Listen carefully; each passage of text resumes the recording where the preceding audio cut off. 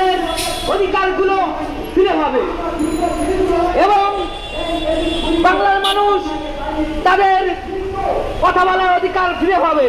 কিন্তু আমরা দেখতে পাচ্ছি আমাদের বাক স্বাধীনতা আছে, কিন্তু আমাদের আশা আকাঙ্ক্ষার প্রতিফলন ঘটে নাই।